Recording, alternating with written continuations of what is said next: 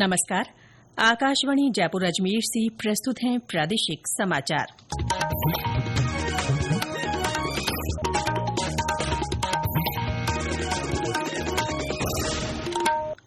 समाचारों के साथ मैं ऋतिका गुप्ता। प्रधानमंत्री नरेंद्र मोदी ने कहा है कि दुनिया भारत पर भरोसा करती है, भारत में विश्वास करती है और भारत के साथ सेमी कंडक्टर का भविष्य बनाने के लिए तैयार है।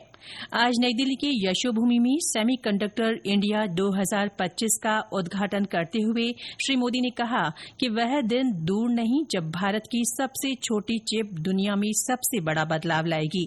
उन्होंने कहा कि तेल ने पिछली सदी को आकार दिया, लेकिन 21वीं सदी में शक्ति इन छोटी चिप्स में समाई है। उन्होंने कहा कि इनमें वैश्विक प्रगति को गति देने की क्षमता है। सेमीकंडक्टर की दुनिया में एक बात कही जाती है, oil was black gold but chips are digital diamonds. 21वीं शताब्दी की शक्ति छोटी सी चिप में सिमट करके रह गई है। ये चिप भले छोटी सी है, लेकिन इसमें दुनिया की प्रगति को बड़ी गति देने की ताकत है और इसलिए ही आज सेमीकंडक्टर्स का ग्लोबल मार्केट $600 बिलियन तक पहुंच रहा है। केंद्रीय इलेक्ट्रॉनिक्स और सूचना प्रौद्योगिकी मंत्री अश्विनी वैष्णव ने कार्यक्रम को संबोधित करते हुए कहा कि देश में 5 सेमी कंडक्टर इकाइयों का निर्माण कार्य प्रगति पर है। उन्होंने प्रधानमंत्री को पहली मेड इन इंडिया चिप भी भेंट की। उन्होंने कहा कि ऐसी 2 और विनिर्माण इकाइयां कुछ महीनों में उत्पादन शुरू कर देंगी। गौरतलब है कि भारत की सेमीकंडक्टर पारिस्थितिकी तंत्र को गति देने के उद्देश्य से आयोजित 3 दिन का यह सम्मेलन देश में एक मजबूत, लचीले और टिकाऊ सेमीकंडक्टर पारिस्थितिकी तंत्र को आगे बढ़ाने पर केंद्रित है। प्रदेश में बीते 24 घंटों में पूर्वी राजस्थान में ज्यादातर स्थानों पर हल्की से मध्यम बरसात दर्ज की गई। इन इलाकों में कहीं कहीं भारी से बहुत भारी बारिश हुई। मौसम विभाग के अनुसार दौसा में बहुत भारी बारिश रिकॉर्ड हुई, वहां 18 सेंटीमीटर पानी बरसा। इसके अलावा झालावाड़, नागौर, जयपुर, करौली, भीलवाड़ा और भरतपुर जिलों में कुछ स्थानों पर भारी बरसात दर्ज की गई। यहां 10 सेंटीमीटर तक बारिश हुई। राज्य के पश्चिमी हिस्सों में भी कहीं कहीं भारी बरसात हुई। नागौर के परबतसर में 9, हनुमानगढ़ के नोहर और चूरू के सादुलपुर में 5-5 सेंटीमीटर पानी बरसा। इस बीच आज भी कई स्थानों पर बरसात का सिलसिला जारी है। सवाईमाधोपुर में रिमझिम बारिश हुई। राजधानी जयपुर और अजमेर में कल रात से शुरू हुआ बरसात का दौर आज भी रुक रुक कर जारी है।